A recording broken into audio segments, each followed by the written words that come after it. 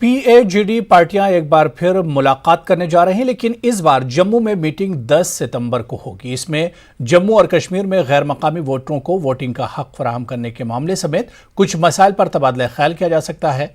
अब सियासी माहौल गर्म हो गया है, क्योंकि जम्मू में बहुत सी सियासी जमातों ने इस मीटिंग में मदऊ किए जाने के बावजूद इसके बायकॉट का फैसला किया है। बीजेपी ने इस मीटिंग में कांग्रेस की शिरकत के ऐलान पर हमले शुरू कर दिए हैं। यह खास रिपोर्ट देखिए।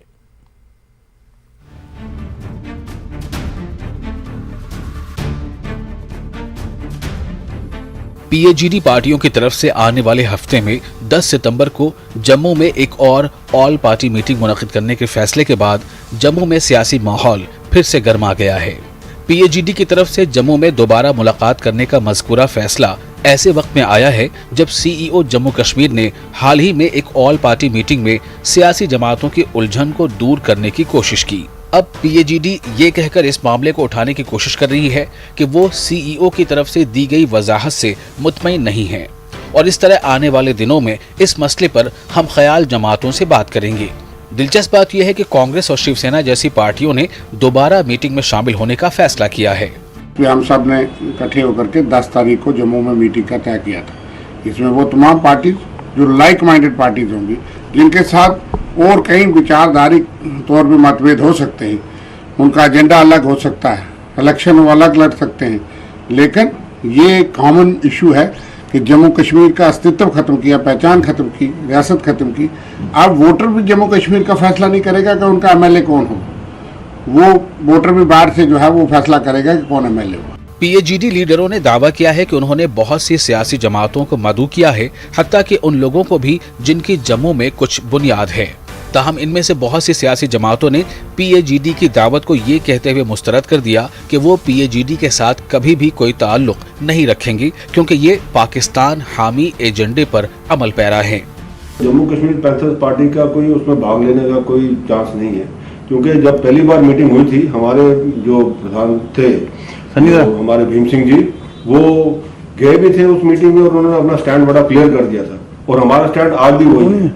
इसीलिए ये जो आप कर रहे हैं, ये जो चाह रहे हैं कि हम जो है भाई एक अपना एक एक्सक्लूसिव एक तरीके से बनाए, एक वो क्लब जिसको कहते हैं ना, उस हिसाब से कि उसके अंदर जिस हिसाब से पहले चला था 370 के एबॉर्गेशन से पहले, वैसे ही चलता है। आम आदमी पार्टी जो गुपकार गठबंधन है उसका हिस्सा नहीं है, और उसमें हम पार्टिसिपेट नहीं करेंगे, क्योंकि आम आदमी पार्टी का एक अलग हमारा एक मॉडल है। हम जम्मू कश्मीर के अंदर शिक्षा रोजगार की बात करते हैं, बिजली पानी की बात करते हैं, हमारा दिल्ली का मॉडल है।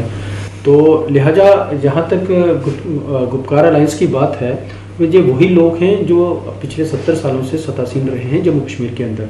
तो आज जो जम्मू कश्मीर की बदहाली का अगर किसी के ऊपर जिम्मेवारी है, तो इन्हीं लोगों की वजह से जम्मू कश्मीर की बदहाली हुई है।